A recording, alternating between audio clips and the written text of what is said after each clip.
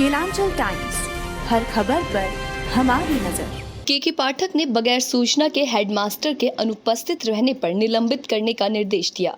साथ ही 2 अन्य शिक्षकों पर कार्रवाई के लिए संबंधित नियोजन इकाई को पत्र भेजने का निर्देश दिया।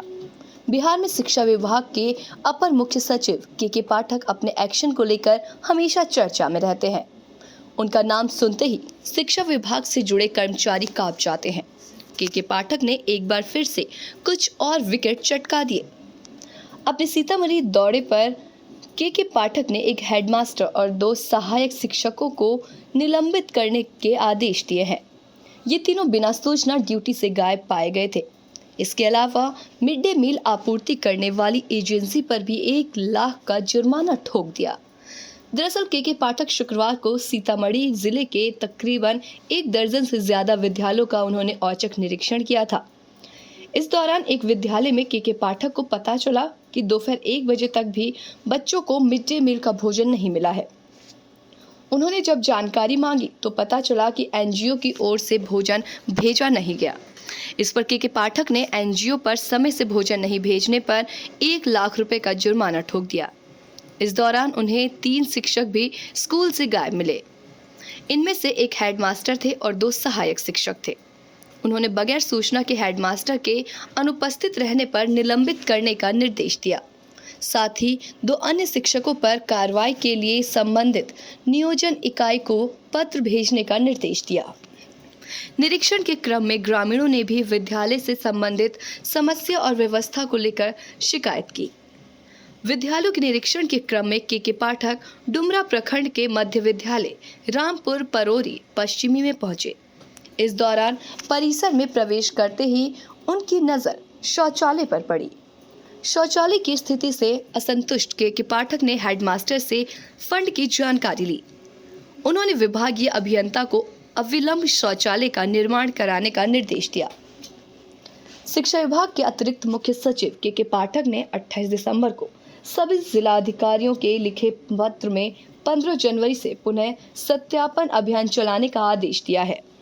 इस पत्र में विसंगतियों के लिए नवंबर में काउंसलिंग के समय प्रवेश परीक्षा में शामिल होने वाले अभ्यर्थियों के अंगूठे के निशान शिक्षा विभाग के साथ साझा करने में बिहार लोक सेवा आयोग के विफल रहने को जिम्मेदार ठहराया गया है। इस फर्जीवाड़े की शिकायतों के बाद विभाग ने हाल ही में चयनित हुए 4 शिक्षकों को औचक रूप से पुनः सत्यापन के लिए बुलाया था। इस दौरान ये पता लगाया गया कि प्रवेश परीक्षा में उपस्थित होने वाले अभ्यर्थी और नियुक्ति पाने वाले व्यक्ति समान हैं या नहीं। इस प्रक्रिया में विभाग ने 3 धोखेबाजों की पहचान की। इसके अलावा 3 ऐसे शिक्षक पहचाने गए जो नियुक्ति लेने के बाद फरार हो गए। विभाग ने ऐसे लोगों के खिलाफ कानूनी कार्रवाई शुरू कर दी है। बिहार सरकार ने इस साल 2 नवंबर को राज्य के सभी जिला मुख्यालयों पर शिक्षक भर्ती परीक्षा उत्तीर्ण करने वाले 1,20,336 शिक्षकों को नियुक्ति पत्र प्रदान किए थे। आयोग ने हाल ही में राज्य में विभिन्न विषयों के शिक्षकों के कुल 86,557 पदों को भरने के लिए TIE 2 के परिणाम भी घोषित किए हैं। शिक्षा विभाग के अतिरिक्त मुख्य सचिव के पत्र में कहा गया है कि सभी डीएम को सलाह दी जाती है कि वे नवनियुक्त शिक्षकों को पुनः सत्यापन के लिए अलग अलग समूह में बांटकर बुलाएं और प्रवेश परीक्षा के समय आयोग द्वारा लिए गए अंगूठे के निशान के साथ उनके अंगूठे के निशान का मिलान करें। जिस स्कूल में शिक्षक कार्यरत हैं, उसके प्रधान अध्यापक भी उनके साथ आएंगे।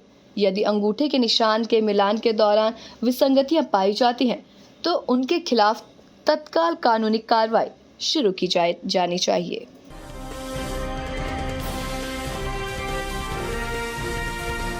केलांचल टाइम्स, हर खबर पर हमारी नजर।